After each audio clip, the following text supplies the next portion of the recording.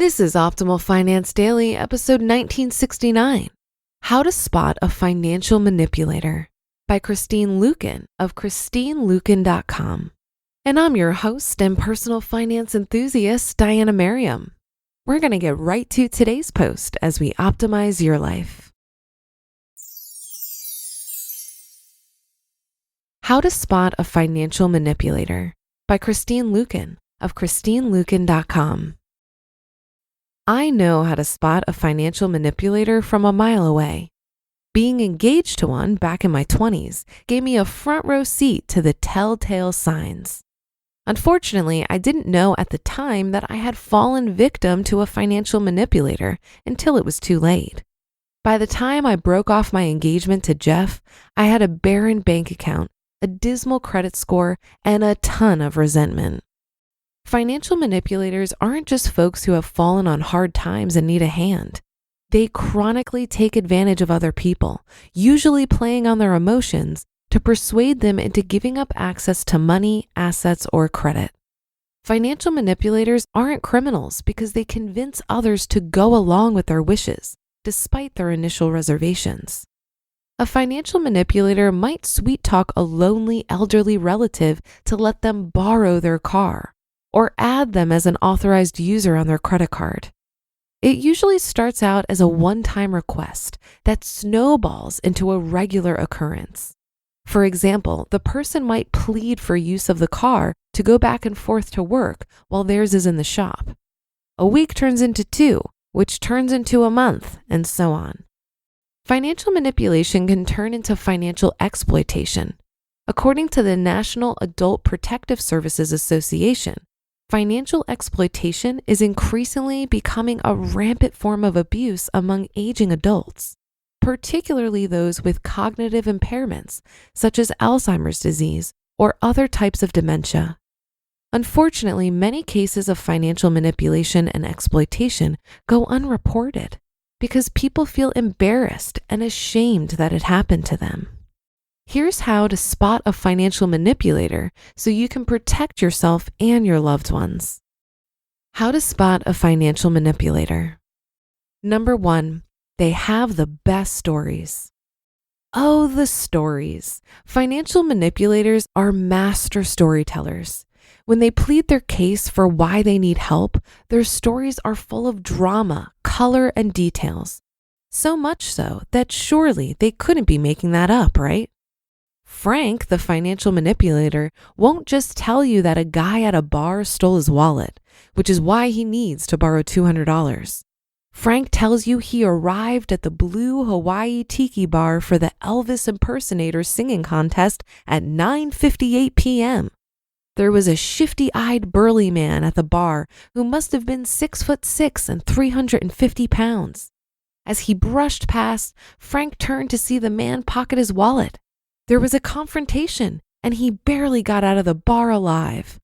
Yep, there is always a great story. Number 2, it's not their first time at the Poor Me rodeo. Financial manipulators aren't just great storytellers. They are masters of the saga. These folks don't have isolated stories about their dramatic events and financial tragedies. Their tales could fill multiple books, and their saga sounds like something an epic novelist would write. A few years after I left Jeff, I had a friend, Tracy, who magnetized drama to herself. The craziest things always happened to her, and many of them were financial in nature.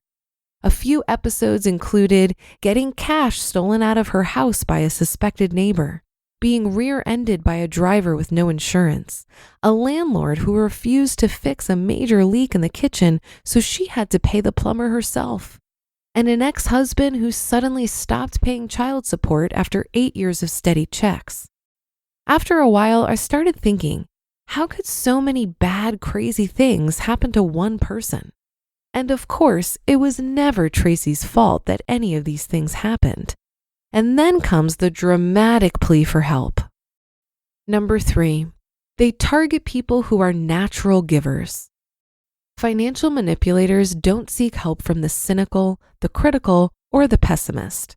they target the kind, the generous, and the optimist who always see the good in others. This is why I've been an easy target for financial manipulators in the past. I always look at the bright side and try to believe the best in others. And sometimes it costs me money because of it. Don't get me wrong, I'm not advocating we all turn into crusty, suspicious Grinches. Just be aware there are people out there who seek out natural givers to manipulate financially. Years ago, at a church I used to attend, I co-led a Bible study at another couple's house. One regular attendee, Ben, experienced a string of unfortunate events, including health issues, car trouble, and job loss. Our small Bible study group rallied around him, bought him groceries, took up a collection to help with his rent, and even gave him a car. Shortly after the outpouring of generosity, Ben disappeared into thin air. We later found out he pulled a similar sob story at another small group within our church, and that wasn't the first church he had hit up for assistance either. And number 4, they try to make their problem your problem. The final sign of a financial manipulator is that they try to make their problem your problem. If you decline to lend them money or get a loaner car while theirs is in the shop, they'll declare, "Well, then you'll have to drop me off and pick me up every day from work." All of a sudden, your anxiety levels rise, thinking about being their chauffeur for a week. Now lending them money feels like an easier option. If you don't stop a minute to realize that no, you don't have to do either, you could play right into their hand. Financial manipulators will toss their problem at you like a hot potato.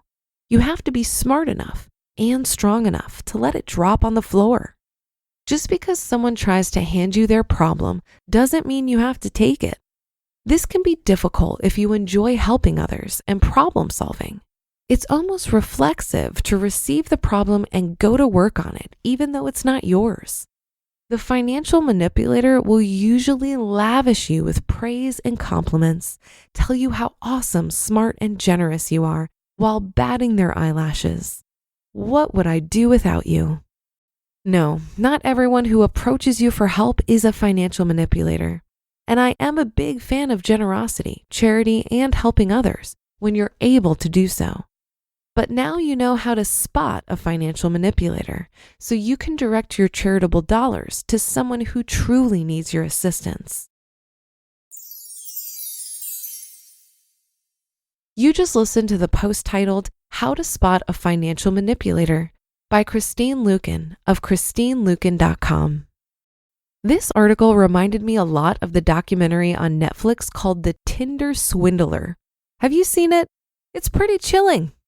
Basically, a con man swindles about $10 million out of multiple women in an elaborate Ponzi scheme. He's finally caught and prosecuted. But get this, he only served 5 months in jail. He's released on good behavior and suspected to be outrunning the same scam again.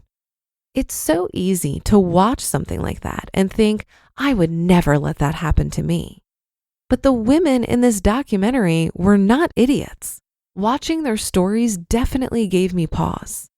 Financial manipulators use psychological abuse techniques similar to those commonly found in domestic violence.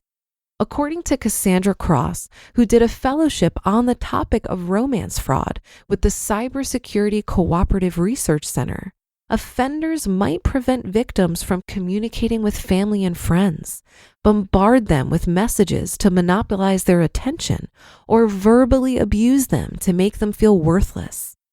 All of these tactics impair a victim's ability to think clearly about their situation or seek help. No one wakes up in the morning and decides to give away all their money.